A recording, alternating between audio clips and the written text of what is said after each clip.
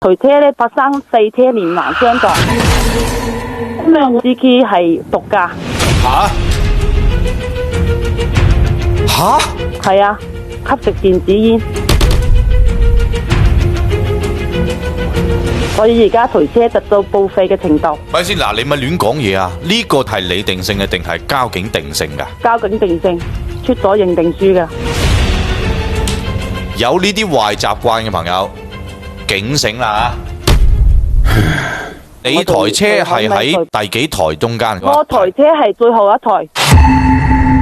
咁咪即係全責？嗯。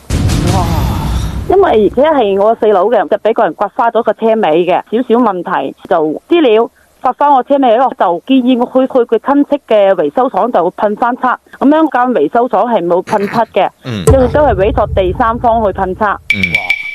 但係噴好漆開翻嚟頭中司機係毒駕，就連環相撞。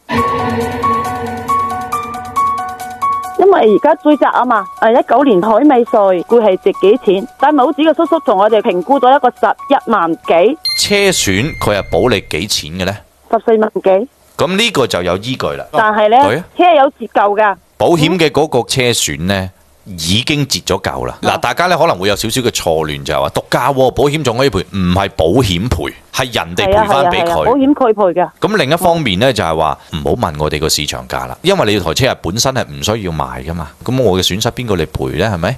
咁所以就我覺得聽律師嘅專業嘅意見，用唔同嘅角度去幫你打。一律師都係24萬車損嘅價格嚟賠償。咁你咪聽律師咯。我哋都懵下做。記住一樣嘢，你唔識。我哋又唔作準，揾律師。仲有一個問題呢，個主要冇主叔叔係咁同我講嘅，3萬之後呢，台車就要過戶到去嗰個維修廠嘅老闆嘅名下。好似有啲奇怪噃，好奇怪。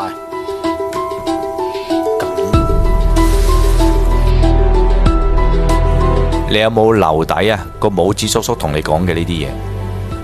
當時係開庭噶嘛，雙方律師到場啊嘛。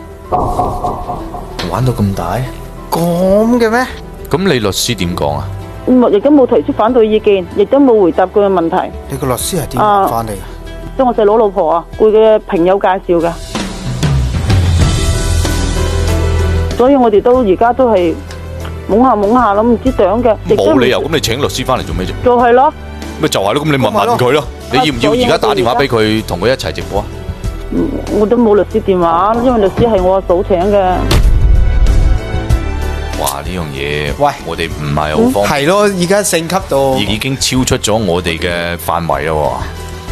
我嘅直覺同埋咁多年嘅媒體判斷，即係有人希望想呢件事大事化冇啊。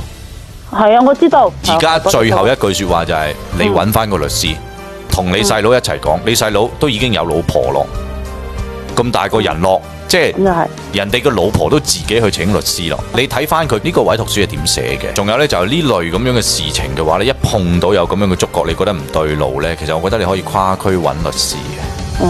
好嘅。咁呢個係我最後嘅一啲建議。可能會講得唔啱，你唔好介意啊。但係我哋冇事，多謝錯哥提意見。希望你順利解決，好嗎？